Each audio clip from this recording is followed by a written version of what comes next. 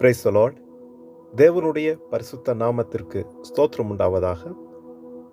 தேவன் நம்மை ஆசீர்வதிக்கிறவர். அவர் தம்முடைய சம்பூர்ண அனுக்கிரகத்தினாலே நம்மும் நித்தமும் வாழை செய்கிறவர். கர்த்தர் நம்மை ஆசீர்வதிப்பாராக. இன்றைய நாளிலும் காரியங்கள் வாய்க்கும் என்ற தலைப்பில் சங்கீதம் 1:3 வசனத்திலே, அவன் நீர்க்கால்களின் ஓரமாய் நடப்பட்டு தன் காலத்தில் தன் கனியை தந்து இலையுதிராதிருக்கிற மரத்தைப் போல் இருப்பான், அவன் செய்வதெல்லாம் வாய்க்கும் என்று எழுதப்பட்டிருக்கிறது. தேவ ஜனங்கள் கர்த்தருடைய வார்த்தையிலே தியானமாயிருந்து அதன்படி தங்களுடைய சகல காரியத்தையும் அங்கு நடத்தும் பொழுது பரிபூர்ண ஆசீர்வாதம் உண்டாகிறது. கர்த்தர் அவர்களை நேசிக்கிறார். தேவனுடைய வார்த்தையை பின்பற்றுகிறவர்கள் மேல் தேவனுடைய அன்பு, தேவனுடைய பாதுகாப்பு உண்டாயிருக்கிறது. அவர்கள் செய்கிற காரியங்களை தேவன் ஆசீர்வதிக்கிறார். கர்த்தருடைய வார்த்தைக்கு கீழ்ப்படிந்து முயற்சி செய்கிற சகல காரியங்களும் ஆசீர்வதிக்கப்படுகிறது. அவருடைய வார்த்தைக்கிணங்க நாங்கள் ஜெபிக்கிற எல்லா ஜெபங்களும் அங்கு ஆசீர்வதிக்கப்படுகிறது. கர்த்தர் அந்த ஜெபத்தை கேட்கிறார். தேவ ஜனங்கள் அவருடைய வார்த்தையினாலே நடத்தப்படுகிறோம்.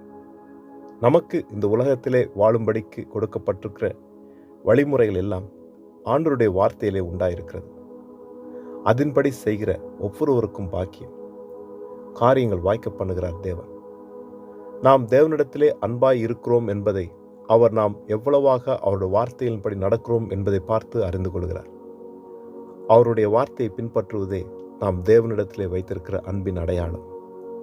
கர்த்தருடைய பிள்ளைகள் அவருடைய வார்த்தையிலே தியானமாய் இருப்போம். அவரை தேடும் நாட்களிலே கர்த்தர் தம்முடைய ஜனங்களை ஆசீர்வதிக்கிறார்.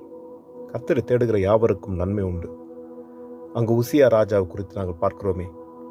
அங்கு 2 நாளாகம புஸ்தகத்திலே 26 அதிகாரத்தில் 5வது வசனத்தில் இப்படியா சொல்லப்பட்டிருக்கிறது. தேவனுடைய தரிசனங்களில் புத்திமானாய் இருந்த சகரியாவின் நாட்களிலே தேவனை தேட மனதிறங்கி இருந்தான். அவன் கர்த்தரை தேடின நாட்களில் தேவன் அவன் காரியங்களை வாய்க்க செய்தார். உசியா ராஜா கர்த்தரை தேடும்படிக்கு தன் இருதயத்தை அவன் தேவனுக்கு முன்பாக நிறுத்தின நாட்களிலே தேவன் அவன் செய்த எல்லா காரியங்களையும் ஆசீர்வதித்தார் என்று நாங்கள் பார்க்கிறோம். ஆண்டவருடைய வார்த்தைக்கு இணங்கி அதன்படி நாம் செய்து நாம் கர்த்தரை தேடும் பொழுது, கர்த்தரை நாம் பின்பற்றும் பொழுது நம் வாழ்க்கையில காரியங்களை தேவன் வாய்க்க பண்ணுவார். அவர் உடன்படிக்கையின் தேவன்.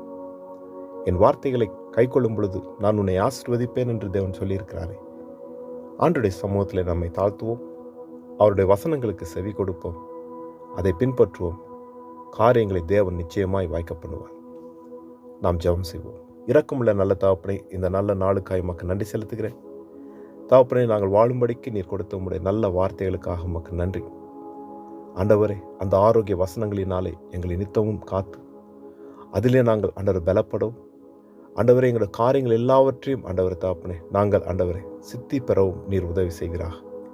கர்த்தருடைய கிருபைகள் உண்டாயிருக்கட்டும்.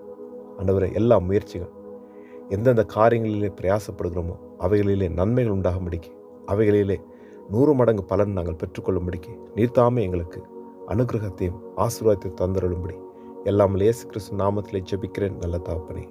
ஆமென், ஆமென். கர்த்தர் தாமே நம் அனைவரையும் நிறைவாய் பரிபூர்ணமாய் ஆசீர்வதிப்பாராக. ஆமென், ஆமென்.